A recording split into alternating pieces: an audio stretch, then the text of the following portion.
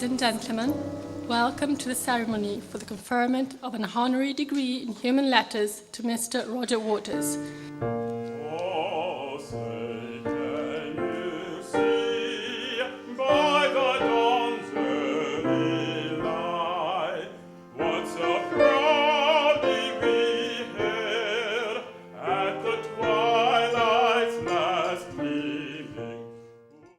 And I would like to congratulate him for his long-standing career as an international music leader who has delighted many of my generation and beyond all over the world, and his relentless engagement in support of war veterans' issues.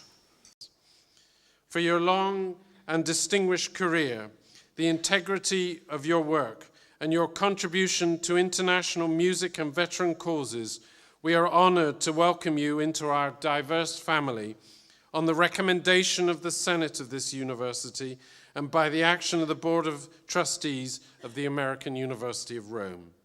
Therefore, by the authority invested in me and in accordance with the laws of the District of Columbia and the State of Delaware, I do hereby confer upon you, Roger Waters, the degree of Doctor of Humane Letters, Honoris Causa. Please, if I could ask you to come.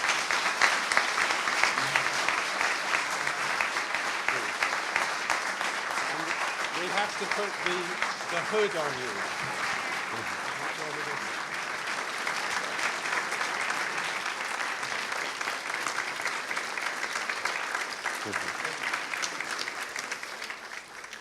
Not very used to wearing a gown in public.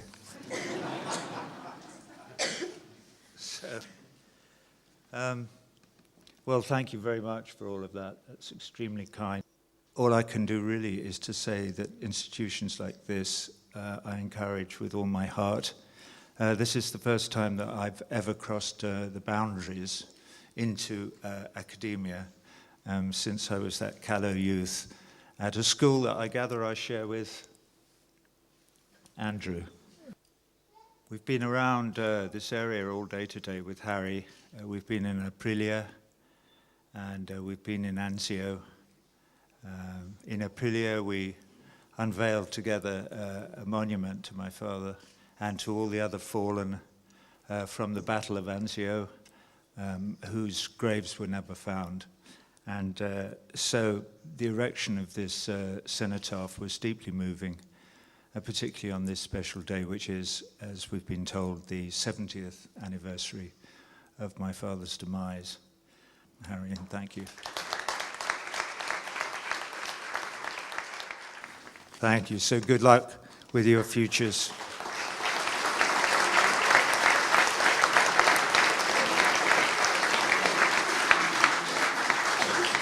And We'll put some seats here, Roger. okay, good. I gather I'm now allowed to take off my hat. You can take your hat off if you wish.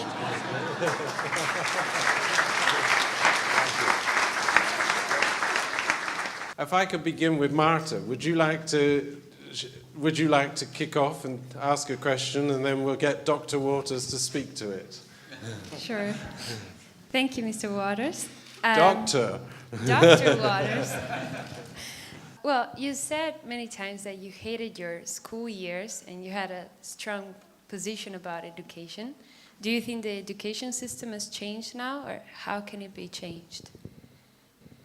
If the education of our children is going to change, where I live now in the United States, it may be that they're taking the first baby steps towards not educating by route, but educating by encouraging the desire in a child to discover themselves the truth of things.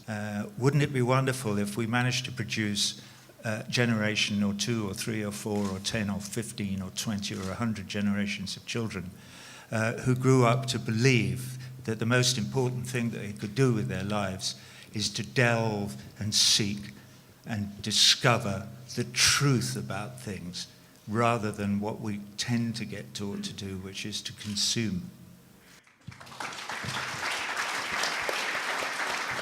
What drives you to help those in need? More specifically, what motivates you to work so closely with veterans?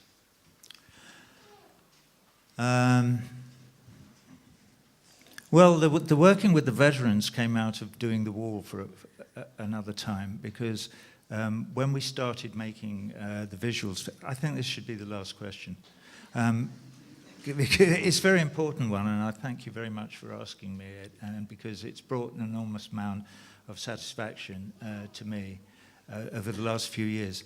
But when we decided to do it, we put out a general call to ask people to send in photographs and stories of loved ones that they had lost either in wars or in conflict of one kind or another. And we got hundreds and hundreds of replies. And we used every single photograph and every story on the wall during the shows. Leading on from that, because it focused my attention on the plight of veterans, or wherever we were in the world, I decided to invite 20 veterans to each show, wherever we were. And so every show, 20 came. They don't get out much, you know. I had people, I would go and see these people at half time at every show. And it was not an isolated experience for a carer, a wife possibly, or a brother or a sister to say, so glad you've done this. You've no idea what this means to so-and-so. This is the first time they've been out of the house for 3 years. You know, and you suddenly start to realize what it is that we do to young men and women when we send them to war. So we need, I think we need to be much clearer in the exercise of our foreign policies and domestic policies before we put our children in the kind of harm's way that we've been routinely putting our children in over the last 10, 15, 20 years. My relationships with a lot of these veterans has continued after that, and I do musical shows with them, working with amputees and things.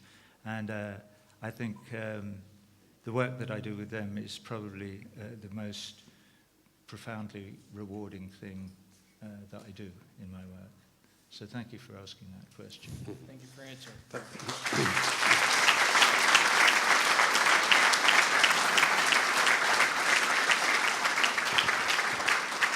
So Roger, we'll bring the questions to an end, but I was going to ask, we're going to present you with just a certificate from our Veterans Club here, and if our veterans, please, could stand up. We have several veterans actually in the community.